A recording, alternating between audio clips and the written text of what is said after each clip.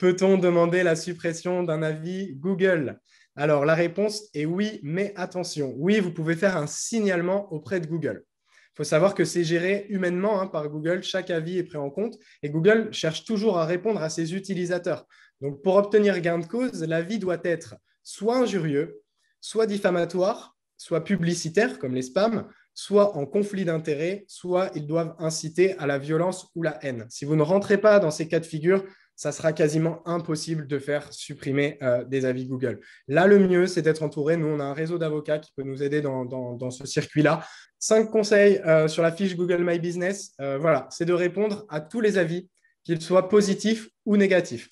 Pourquoi? Ne serait-ce parce que ça va laisser une image et ça va montrer aux futurs utilisateurs que vous êtes en mesure de vous remettre en question ou du moins d'être à l'écoute.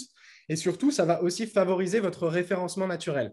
Plus vous allez avoir d'avis sur votre page Google, plus il vous fera remonter aussi dans l'algorithme pour les fiches. Donc ça, c'est important.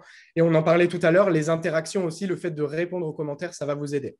Ensuite, le deuxième conseil, ça serait d'adopter un ton courtois. S'il le faut, patienter avant de répondre. Parce que s'il est jamais agréable, et on est bien d'accord avec vous, de recevoir un mauvais avis sur Google d'un patient, néanmoins, il ne faut pas rentrer au clash ou au carton directement sur Google. C'est une très, très mauvaise stratégie.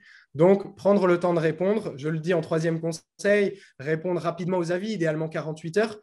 Pour un professionnel de santé, on peut largement tolérer un délai un peu plus long. On comprendra très bien qu'il n'est pas derrière sa fiche Google My Business toute la journée. Néanmoins, prenez le temps nécessaire pour redescendre en pression avant de répondre à vos patients. En numéro 4, n'hésitez pas à gérer les conflits en proposant un échange par mail ou par téléphone en privé à votre patient. Ça montre une position d'écoute.